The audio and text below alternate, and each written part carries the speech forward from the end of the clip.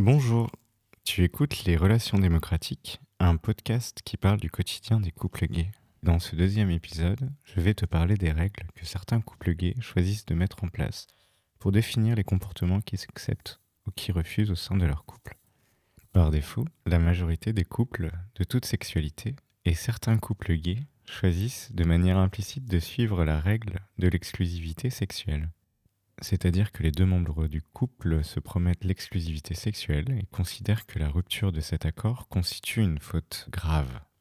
C'était d'ailleurs le sujet de notre premier épisode de la série, dédié à la prévalence des couples libres chez les couples gays, et je vous invite à l'écouter si ce n'est pas déjà fait. D'autres couples décident de manière implicite ou de manière explicite de choisir d'autres règles. Mais dès lors qu'on abandonne la règle fondamentale implicite de base de la monogamie qui est connue de tous, on pourrait s'imaginer que la nouvelle norme devient l'absence de règles et que tout devient permis. En réalité, ce n'est généralement pas ce qui se passe, et si un ensemble de règles n'est pas instauré à la mise en place de l'accord d'ouverture du couple, les partenaires ont souvent recours à des ajustements au fil des événements et instaurent de nouvelles règles qu'ils inventent eux-mêmes, souvent de manière collective, au cours du temps. Pour réaliser ce podcast, j'ai consulté des articles scientifiques qui reposent sur des études de terrain et sur des entretiens semi-directifs. Vous retrouverez les références de ces articles en description de ce podcast. Le sujet d'aujourd'hui est de comprendre quelles sont les règles que se fixent de manière volontaire les couples qui choisissent une relation libre. Il est important de noter que pour ces règles puissent exister, les deux individus qui forment le couple peuvent en discuter. Ça devient des règles explicites. Mais sinon, parfois, elles peuvent exister quand même. Il s'agit alors de règles implicites. Je n'ai pas besoin de citer un auteur académique pour expliquer que c'est quand même moins pratique quand les règles sont pas claires pour tout le monde. Les règles sont importantes parce qu'elles ont généralement une fonction. Cette fonction, dans le cas des couples libres, a pour objectif de protéger le couple. De manière plus rigoureuse, en sociologie, on dit que les règles ont une fonction manifeste et une fonction latente. La fonction manifeste, c'est les conditions concrètes de la règle, et la fonction latente, c'est le bénéfice pour le couple que la règle est censée générer. Hickson indique que des règles qui ont des fonctions manifestes opposées peuvent avoir une fonction latente similaire, c'est-à-dire que deux règles contradictoires qui auraient pour fonction manifeste, par exemple dans un cas de raconter tout à son partenaire et dans l'autre cas de ne surtout jamais rien lui dire, peuvent en fait servir la même fonction latente qui est de minimiser la jalousie. Mais comme on l'a dit plus tôt, le principe fondamental reste toujours de préserver la relation principale, et ça on le retrouve chez tous les auteurs. Dans la suite, je vais donner le détail des règles. C'est limite un peu voyeuriste, mais ça peut faire réfléchir ou donner des idées pour se les appliquer ou ne pas se les appliquer, si par exemple vous considérez aussi l'idée d'une relation libre. Je commence par une des règles qu'on retrouve le plus souvent, qui est la règle des rapports protégés.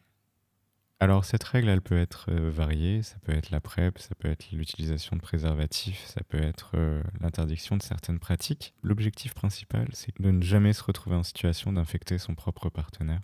Et c'est une règle qui est discutée globalement dans tous les articles qu'on a pu consulter.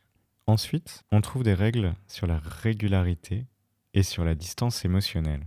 Par exemple, certains vont limiter le nombre de fois qu'un extra peut être consommé avec une même personne en dehors du couple pour limiter le risque d'attachement. D'autres vont dire que, au contraire, privilégier une même personne en extra permet de réduire le risque d'IST.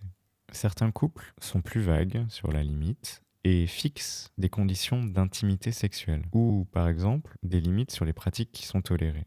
Il peut être question, par exemple, de s'interdire d'embrasser ou interdire la pénétration, ou d'autres choses peuvent être trouvées. Certains aussi limitent l'attachement émotionnel acceptable qu'ils sont susceptibles d'avoir envers la tierce personne. Une règle, par exemple, peut être de ne pas pouvoir rester dormir avec l'extra. Certains couples ont également mis en place une no-go list, c'est-à-dire une liste d'un ensemble d'individus avec lesquels ils n'ont pas le droit d'avoir des rapports sexuels. Ces individus sont parfois en fait leurs amis communs. Ensuite, une autre catégorie de règles concerne la politesse et la bienséance. En quelque sorte, c'est l'étiquette du couple libre. Une règle souvent implicite chez les couples libres, c'est de ne pas ramener son extra à la maison lorsque l'autre y est. Certains imposent un couvre-feu, c'est-à-dire qu'ils demandent à leur partenaire principal d'être de retour à la maison à une heure raisonnable.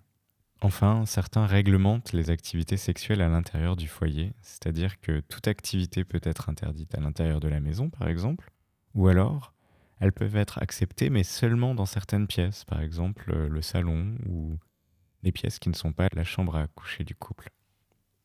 Parlons maintenant des aspects de la jalousie. Les règles servent ici à éviter que l'un ou l'autre puisse ressentir de la jalousie, ce qui pourrait porter atteinte à l'intégrité du couple. Certains couples souhaitent que les extras se consomment exclusivement en couple. C'est-à-dire qu'on est dans le cas du plan A3, qui est absolument nécessaire pour certains, et aussi absolument impensable pour d'autres, pour justement des aspects de maîtrise de l'éventuelle jalousie. Comme on l'a dit juste avant, le fait que le couple puisse discuter des situations peut être souhaitable ou non souhaitable aussi en fonction des couples. Certains disent que le fait d'en discuter sert à réduire le risque de jalousie et qu'en cas de refus du partenaire de tout raconter, ça pourrait créer une réelle crise dans le couple. Certains auteurs académiques y voient ici une forme de voyeurisme. Et certains couples disent être excités par les récits de leurs partenaires et y mettent en place comme des rituels où chaque extra fait l'objet d'un récit intégral auprès du partenaire principal. Au contraire, d'autres expliquent que la règle, c'est de ne surtout rien dire, de ne surtout pas s'en parler, et qu'ils veulent absolument ne rien savoir. Pour eux, c'est la meilleure manière de gérer la jalousie. Enfin, il y a des règles plus rares, des règles qui sont plus difficiles à catégoriser, et en voici quelques exemples. Certains couples ont mis en place une règle de non-symétrie, c'est-à-dire que seul un des deux partenaires a le droit d'avoir des relations sexuelles en dehors du couple, et il est explicitement interdit à l'autre partenaire d'en avoir lui aussi. Ce principe est assez loin du principe d'équité ou d'égalité au sein du couple. Certains s'interdisent certaines pratiques, par exemple le cruising, qui se dit d'ailleurs cottaging dans l'étude britannique, qui mentionne cet aspect. Cette pratique qui consiste à aller chasser son partenaire sexuel dans les lieux publics, comme les toilettes, les parcs ou les aires d'autoroute. Enfin, dans les règles plus rares, il y a celles concernant le fait de payer ou de se faire payer pour avoir des relations sexuelles. C'est le cas des couples qui acceptent d'être ouverts qu'avec des prostituées par exemple, ou alors des couples où un ou les deux partenaires sont des travailleurs du sexe et où il peut se mettre en place une règle où seules les activités qui génèrent du business sont acceptées. Voilà, on a fait le tour ensemble des règles qu'on retrouve dans la littérature académique sur le sujet. J'ai discuté des règles qui visent à assurer la santé des deux partenaires, celles qui encadrent la régularité des extras et la distance émotionnelle, les règles de discrétion, de politesse, les règles qui concernent la gestion de l'éventuelle jalousie, et enfin j'ai parlé de règles plus rares qui s'appliquent ici à peu de couples. Et en conclusion, on peut dire que les couples libres mettent généralement en place un ensemble de règles pour définir les limites de cette liberté, mais que chaque règle a une fonction manifeste et une fonction latente. Les fonctions manifestes sont propres à chaque couple. Les deux partenaires décident des règles qui leur conviennent le mieux et souvent les adaptent au fil des expériences afin d'être toujours satisfaits de leur relation. Les fonctions latentes des règles sont souvent similaires chez les différents couples, c'est-à-dire que les règles ont généralement pour vocation principale de protéger le couple.